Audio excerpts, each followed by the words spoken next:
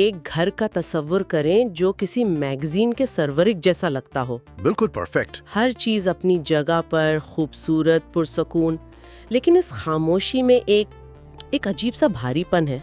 जैसे हवा में कुछ अनकहा घुल गया हो। जी, और ये घर है जहां आरा का, जिन्हें सब प्यार से जीजी कहते हैं। वो अकेली हैं, बेहद पुरएतमाद, और अपने घर से केक का एक छोटा सा कारोबार चलाती हैं। एक कामयाब, खुद मुख्तार औरत का इमेज है। बिल्कुल, लेकिन उनका एक उसूल है जो थोड़ा अजीब है। वो अपना घर सिर्फ नए शादीशुदा जोड़ों को किराए पर देती हैं। और यही वो पहली कड़ी है जहाँ से ये मुआम्मा शुरू होता है। ये कोई इत्तेफाक नहीं है। नहीं, ये एक सोचा समझा इंतखाब है। तो आज की हमारी खोज इसी नफ्सियाती गुत्थी के बारे में है।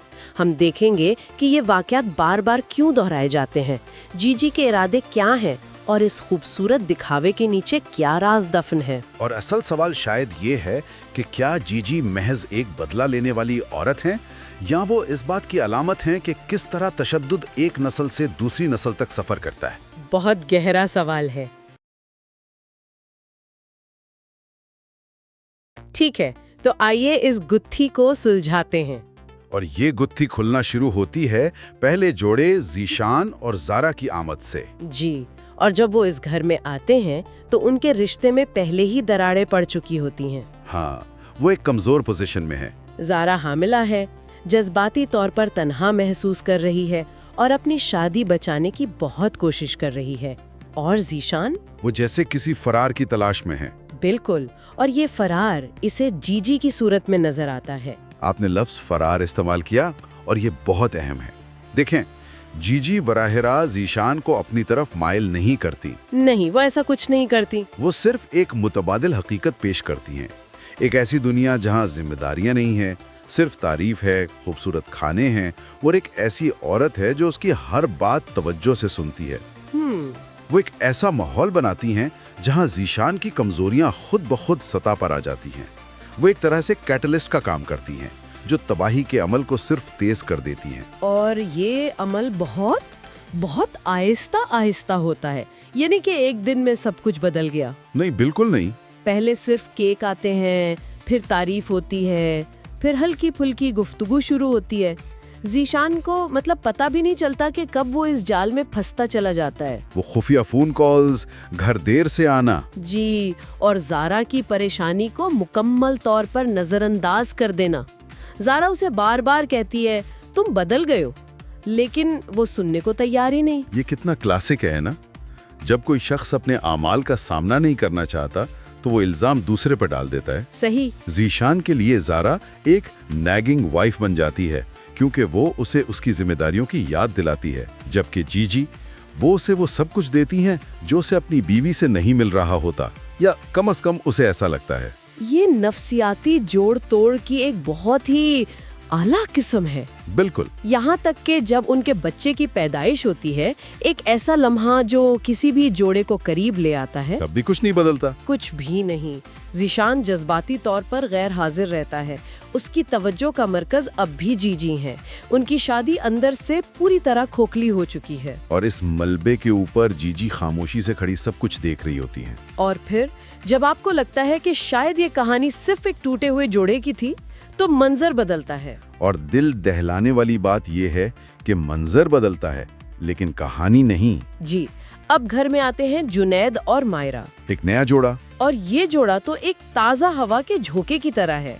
मतलब वो खुश हैं, एक दूसरे से मोहब्बत करते हैं। आपको उनमें एक मजबूत ताल्लुक नजर आता है। एक उम्मीद पैदा होती है ना कि शायद इस बार कुछ मुख्तलिफ हो। हाँ, कि शायद इस बार जीजी का जादू नहीं चलेगा, शायद मोहब्बत जीत जाएगी। लेकिन फिर वही होता है, बिल्कुल वही स्क्रिप्ट। खूबसूरती से सजा हुआ खाना, जुनैद की तरफ से तारीफ, और फिर आहिस्ता आहिस्ता गुफ्तगू का आगाज। पर सिर्फ इतना है कि जुनैद ज़ीशान के मुकाबले में ज्यादा मुज़ाहमत करता है, लेकिन आखिरकार वो भी उसी जाल में फंस जाता है। और सबसे परेशान कुन बात, मायरा भी हामिला है। ये बात मुझे सबसे ज्यादा परेशान करती है। ये महज इत्तेफाक नहीं हो सकता कि दोनों औरतें हामिला हैं। नहीं, ये जीजी के तजर्बे का एक लाजमी हिस्सा लगता है। तजर्बा? जी, यहाँ एक बहुत दिलचस्प नफ्सियाती तस्वुर सामने आता है, जिसे रेपिटेशन कंपल्शन या तिकरार का जबर कहते हैं। अच्छा। ये फ्रॉइड का नजरिया है कि जिन लोगों ने माजी में कोई बड़ा सदमा झेला हो, वो लाशऊरी तौर पर बार बार वैसी ही सूरत हाल पैदा करते हैं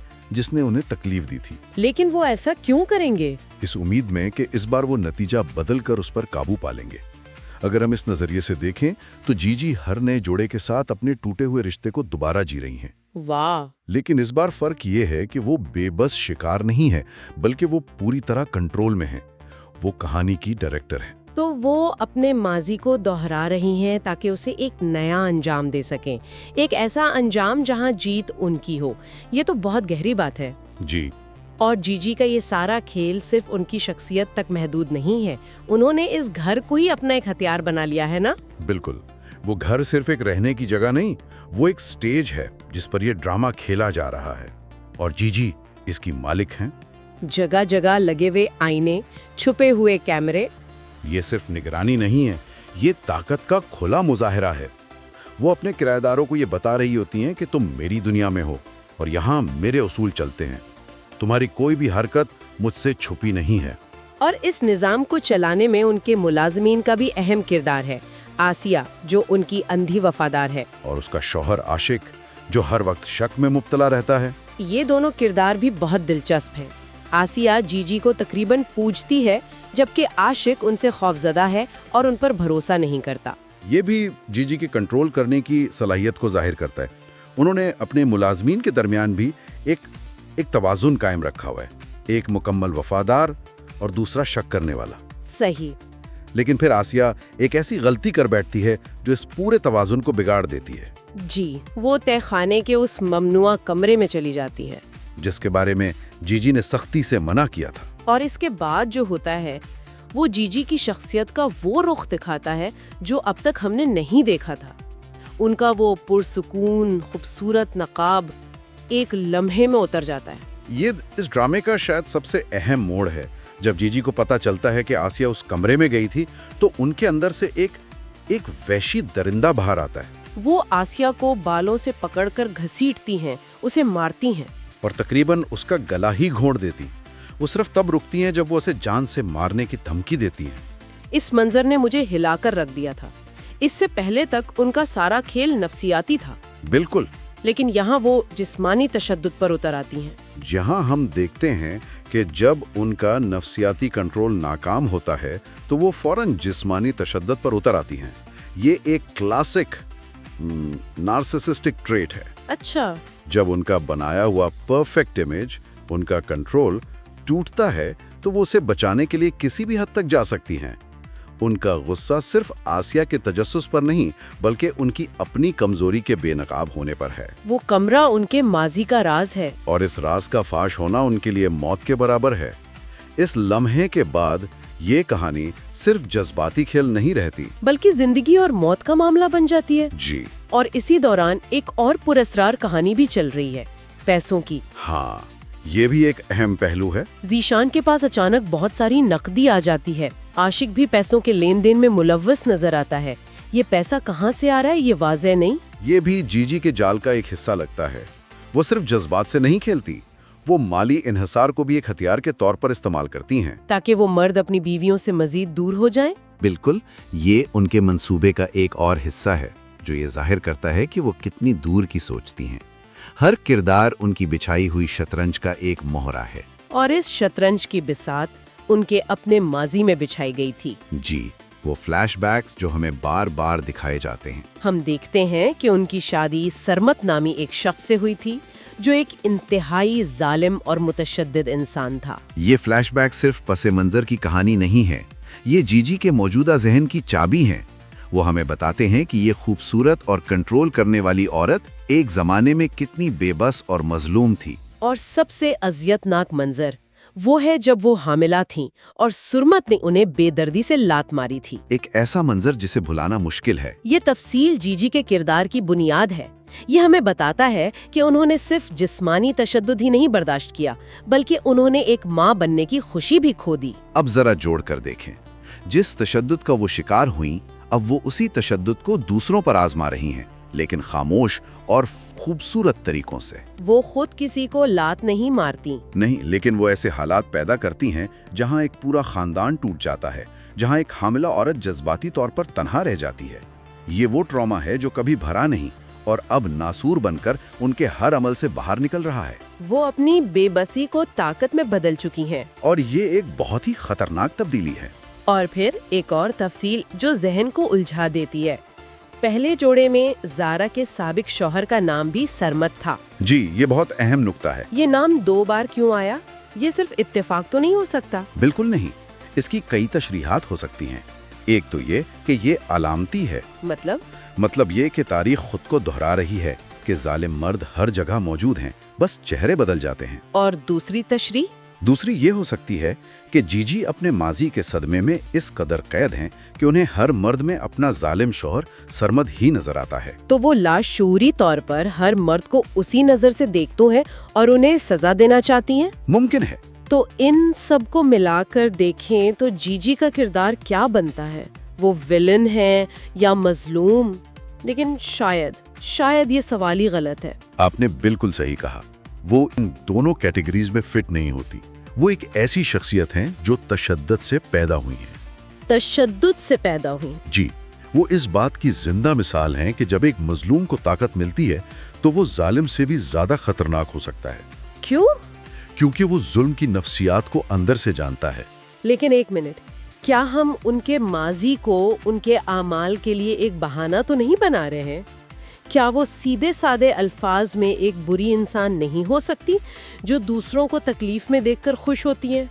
ये एक बहुत अहम सवाल है और इसका जवाब हाँ और ना दोनों में है।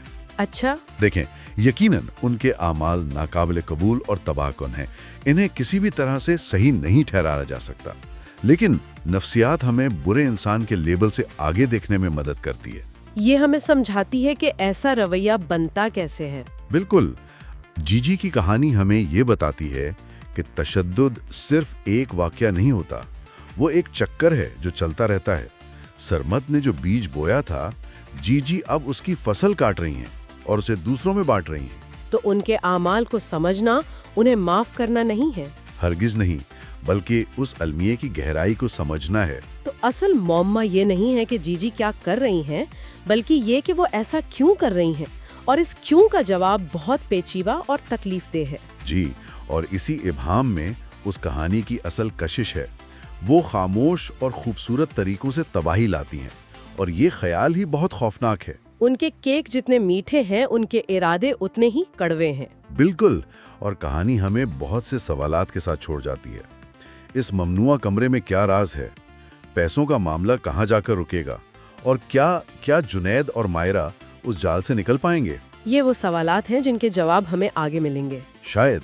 लेकिन मैं सुनने वालों के लिए एक आखिरी सोच छोड़ना चाहूंगा जो उन्हें मजीद गौर व फिक्र पर मजबूर करे। जरूर। अब तक हमारी सारी गुफ्तगू जीजी के मर्दों के साथ रवैये पर मरकूज रही है। जी, कि वो मर्दों की बेवफाई को बेनकाब कर रही हैं या अपने शौहर का बदला ले रही हैं। बिल्कुल। लेकिन क्या हो अगर असल मामा मर्दों के बारे में हो ही ना, बल्कि औरतों के बारे में हो? औरतों के बारे में? जरा सोचें, ज़ारा और मायरा दोनों औरतें हामला हैं, बिल्कुल उसी तरह जैसे कभी जीजी थीं। क्या जीजी का असल, शायद लाशऊरी हदफ वो मर्द नहीं जो बेवफाई करते हैं, बल्कि वो औरतें हैं जिन्हें वो खुशी मिलने वाली है जो उनसे छीन ली गई थी? क्या वो उन औरतों को एक मुकम्मल खानदान की खुशी से महरूम करना चाहती हैं जो उन्हें कभी नसीब नहीं हुई? शायद असल जंग मर्दों से नहीं, बल्कि उस तकदीर से है जिसने उन्हें माँ बनने की खुशी से महरूम कर दिया था।